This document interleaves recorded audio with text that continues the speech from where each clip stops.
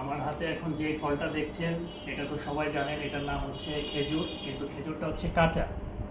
তো অনেকেই তো খেয়েছেন, কিন্তু আমি আসলে সত্য কথা বলতে এই খেজুরটা এখনো পর্যন্ত খাই নাই, কিন্তু অনেক দেখি যে অনেক বিক্রি হয় খেজুরটা।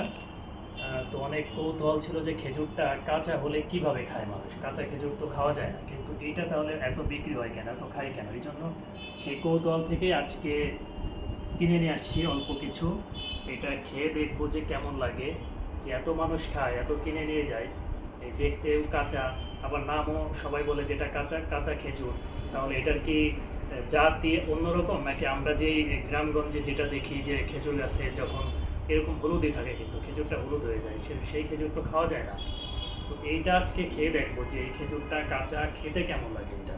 সেই কৌতূহল থেকে আসছে। আমার সাথে আজকে বিপ্র আছে, সঙ্গীতা আছে, ক্যামেরার পিছনে আছে চন্দন। তো ওদের দুজনকে এটাকে খেয়ে দেখাবো। তো এটা এখান থেকে একটা ছিললাম, একটু জলে ধুয়ে নেব। বিপ্র একটা খাও, এটা একটু তোমার জন্য, তুমি এটা খাও, খাও, খেয়ে দেখো কেমন লাগে এটা, খেতেই থাকো, তারপরে কেমন লাগে। খুবই ভালো। খুবই ভালো। স্বাদটা কেমন, মিষ্টি লাগে? মিষ্টি আছে? হ্যাঁ, মিষ্টি। এটা কি কাঁচা কাঁচা আচ্ছা। কষ্টা ভাব আছে? হ্যাঁ, কাঁচা কাঁচা কষা ভাব আছে। একটু থাকবে না। আচ্ছা, এখন আমি একটা খেয়ে দেখবো। আমি এইটা নিলাম।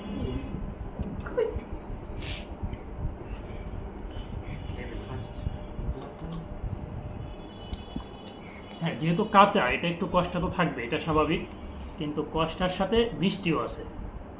তো এই মিষ্টিটার জন্যই হয়তো এটা খাওয়ার মানে উপযুক্ত।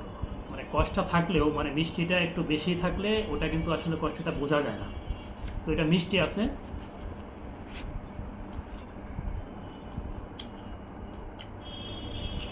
খারাপ না একেবারে, আমার কাছে তো ভালোই লাগতেছে, মিষ্টি, ভালোই মিষ্টি এই খেজুরটা এটা।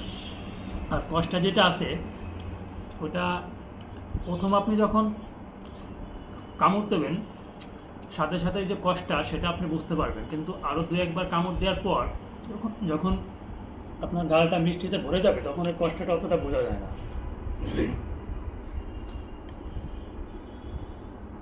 আর এটার মধ্যে এই যে বিচিটা, আর এই হচ্ছে ভিতরের শ্বাস।